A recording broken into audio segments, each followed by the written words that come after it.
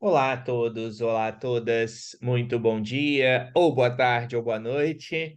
Sejam aí muito bem-vindos à nossa última aula do nosso mini curso sobre o Regulamento Geral sobre a proteção de dados. Essa é a aula 21 e hoje a gente vai falar sobre a função das autoridades de controle na União Europeia, obviamente. Então você deve estar lembrado que lá naquela aula em que eu falei sobre os atores do RGPD, eu falei que as autoridades de controle ou autoridades supervisoras são um desses atores, obviamente, e as autoridades, então, têm esse papel essencial em todo o sistema de proteção de dados aqui da Europa, né? Cada Estado-membro tem pelo menos uma autoridade, né? Eu digo pelo menos porque o regulamento europeu ele abre a possibilidade de existirem, obviamente, mais do que uma autoridade em cada país da União Europeia, tá? Tanto é que, por exemplo, a Alemanha tem 16 autoridades de proteção de dados, né? Uma para cada estado da Alemanha. Eu já falei isso numa outra aula, a Alemanha ela é internamente subdividida em estados, assim como o Brasil tem os seus estados, a Alemanha também tem, e cada estado alemão tem, então, a sua autoridade de proteção de dados, e existe ainda uma autoridade nacional de proteção de dados na Alemanha, no caso, tá? Então, nós temos aí essas autoridades de controle ou autoridades supervisoras, né? Como eu falei, cada país, cada Estado-membro da União Europeia tem a sua autoridade, e essas autoridades, elas têm, então, algumas funções que lhes são atribuídas pelo próprio regulamento europeu, pelo próprio RGPD. Então, a ideia aqui dessa aula é apresentar aí alguns desses pontos, né? Algumas dessas funções, para que você possa compreender um pouquinho melhor o que essas autoridades fazem ou deixam de fazer, como se diz, né? Então, pessoal, em primeiro lugar aqui, né, as autoridades de controle, como eu já falei, correspondem aí aos órgãos nacionais dos Estados-membros da União Europeia, que são responsáveis pela fiscalização e aplicação do RGPD.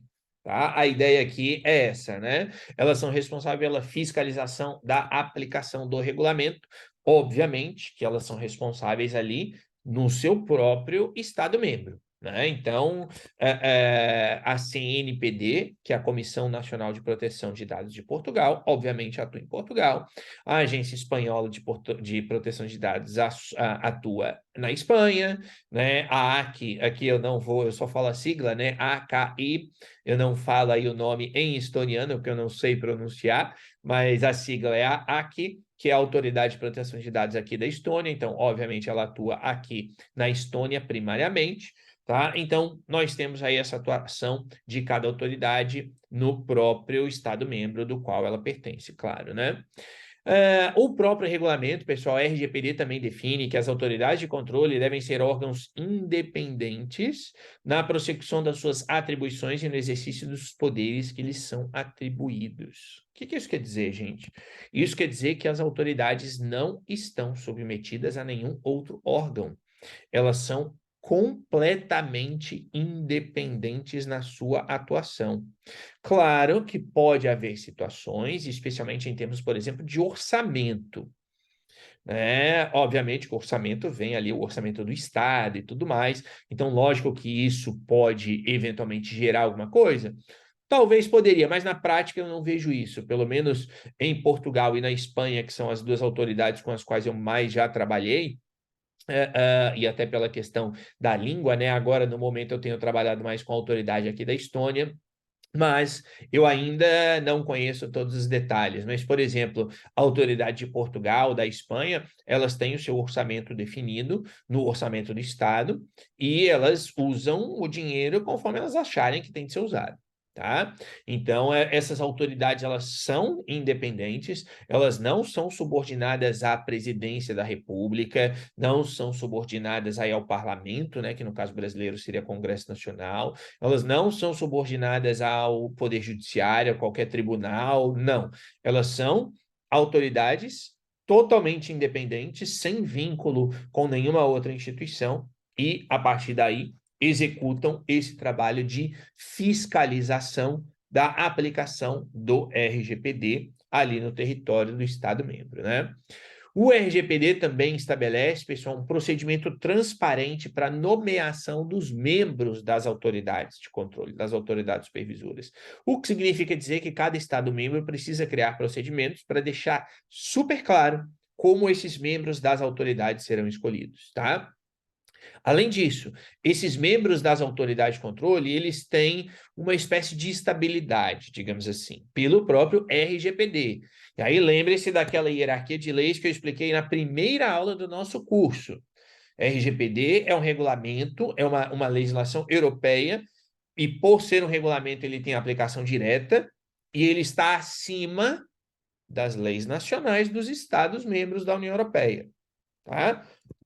Então, o LGPD define que os membros das autoridades de controle só podem ser exonerados se tiverem cometido alguma falha grave. Tá? Então, isso está lá, tem essa espécie de estabilidade para garantir aí essa segurança para o funcionário, né? Compete aos Estados-membros, claro, definirem as regras referentes às suas respectivas autoridades, como composição, elegibilidade e duração do mandato. Quanto a isso, beleza. Só que o mandato não pode ser inferior a 4 anos. Também isso está definido no RGPD.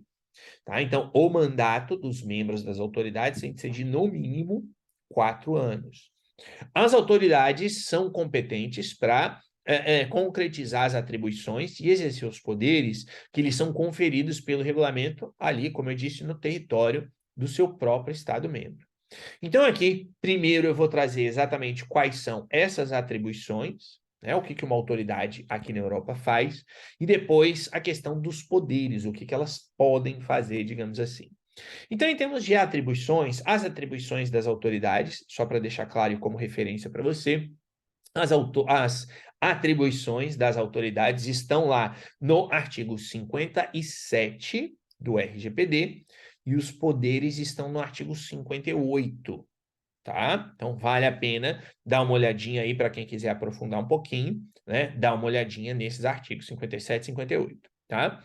Então, em termos de atribuições, as autoridades têm a função de sensibilização. Então, elas têm a função de trazer a proteção de dados para o dia a dia, digamos assim, né? Ou seja, sensibilizar pessoas e empresas a respeito da importância da proteção de dados. Elas têm função de aconselhamento, e eu já falei isso em várias aulas minhas, outras aulas, no caso, é claro, e não só aqui no nosso mini curso. Eu já fiz isso muitas vezes, que é mandar uma mensagem para a autoridade, dizendo à autoridade, eu tenho esse contexto aqui, eu tenho esse escopo, mas eu estou preso aqui nessa situação. Eu tenho tal situação aqui que parece ser meio complicada. O que você me sugere? Então, é função da autoridade, função de aconselhamento, função de prestar informação, tá? Então, elas devem prestar, obviamente, informação sobre temas de privacidade. As autoridades têm a atribuição de acompanhar novas tecnologias, então é responsabilidade das autoridades estar por dentro do que está surgindo e, obviamente, aí emitir as suas diretrizes, né, os seus aconselhamentos, etc., tá? Mas também sobre novas tecnologias. Elas têm a atribuição de definir incentivos à elaboração de códigos de conduta. Então, código de conduta pelos controladores, as autoridades podem estimular isso, sem dúvida alguma. Elas também estabelecem, né, procedimentos de certificação, selos e marcas de proteção de dados, se for o caso. Compete ainda às autoridades, é atribuição realizar cooperação internacional, e aí o internacional é não apenas no contexto da União Europeia, mas, obviamente, né, internacional para outros continentes também, sem dúvida alguma. É atribuição delas a adoção, das autoridades, né? A adoção de cláusulas contratuais tipo para contratos entre controladores e operadores e para transferências de dados para países terceiros. Então, pessoal, para quem não se lembra ou quem não sabe, o que são essas cláusulas contratuais tipo em termos de contratos e de transferências internacionais? Entendam como um modelo. É um modelo de contrato, basicamente.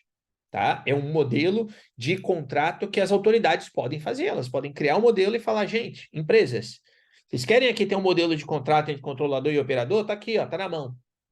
Empresas querem um modelo de contrato para realizar transferência internacional de dados pessoais? Está aqui, ó, está na mão.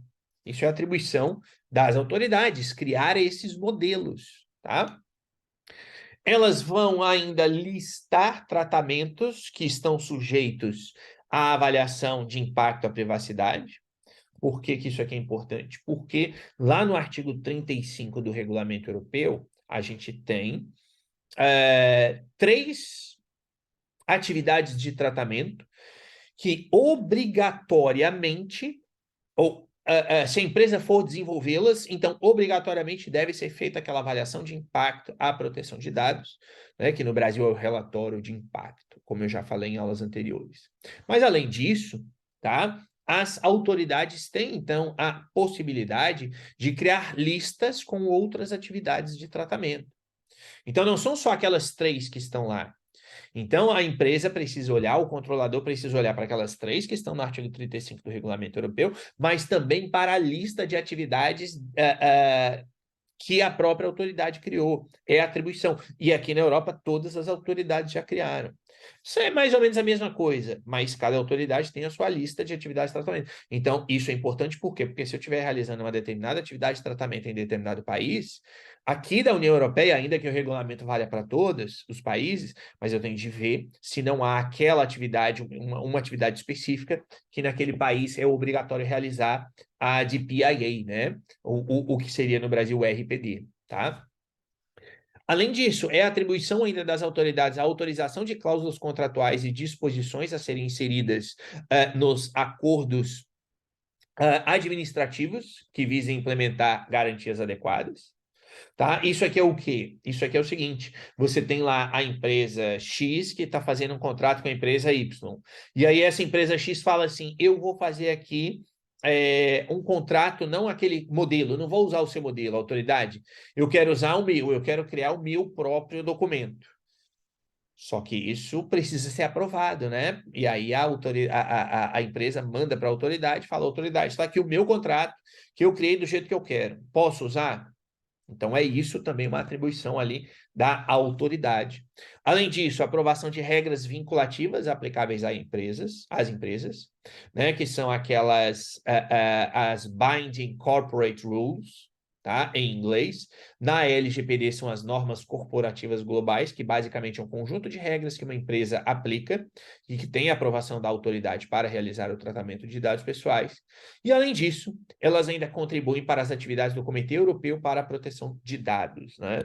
Então, existe o Comitê Europeu, eu também já havia explicado isso lá na nossa aula sobre os atores do RGPD, né? Que o Comitê Europeu não é uma autoridade em si, mas é um órgão que emite pareceres e orientações e instruções, recomendações sobre a proteção de dados na Europa, tá? Inclusive, né, eu tenho a grata satisfação de ser um dos peritos que o Comitê Europeu pode requisitar para oferecer essas informações, essas instruções, tá? Então, se o Comitê Europeu tiver ali alguma atividade específica que queira opinião de terceiros, digamos assim, né, eu sou um dos peritos, então, que sou requisitado para dar opiniões aí para o Comitê Europeu de Proteção de Dados, e as autoridades, então, elas trabalham em conjunto no contexto desse Comitê Europeu para a Proteção de Dados Pessoais, né? E, além disso, pessoal, a gente tem ainda as atividades que estão lá no artigo 58, que são os poderes, na verdade, né? Ou seja, poderes de investigação, poderes de correção, poderes consultivos e poderes de autorização. Então, aqui, pessoal, é aquela parte que muita gente morre de medo da autoridade, né? Nossa, a autoridade vai vir me investigar. Ela tem o poder de investigar, né? A autoridade tem o poder de, como eu costumo dizer nas minhas aulas, bater a porta da sua empresa e falar: oi, bom dia, vim aqui te investigar. Claro que o procedimento vai variar de Estado membro para Estado membro. Então, por exemplo, em Portugal e aqui na Estônia, a autoridade avisa antes: olha, estou indo aí, tal dia, tal hora. Mas na França, por exemplo, a CNIL pode fazer investigação aleatória. Ela pode um belo dia falar: opa, ó, cheguei aqui agora, abre as portas aí, vamos investigar. É possível, tá? As autoridades têm os poderes de correção, E aí os poderes de correção, né, são vários, quer dizer, ela pode decidir, por exemplo, ordenar que a empresa pague os dados, ordenar que a empresa pare aquela atividade de tratamento, ordenar que a empresa pare de tratar todos os dados pessoais por um período específico, ou de repente até de uma maneira permanente. E, obviamente, aquilo que muita gente quer é o que as pessoas geralmente falam, né? Aplicar multas, tá? Então, são poderes aí das autoridades. E, além disso, né, as autoridades também têm os poderes consultivos, né? Quer dizer, o poder de emitir pareceres, emitir recomendações. Então, quando vocês entram no site das autoridades aqui da Europa, você tem a mesma coisa que a ANPD faz no Brasil, né? Emissão de guias orientativos, né? Como a ANPD chama.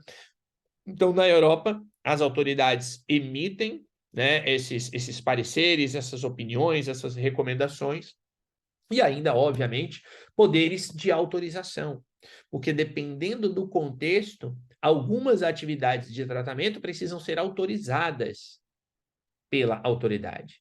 E aí você vai falar assim, mas Matheus, lá na primeira aula quando você falou sobre o triângulo europeu.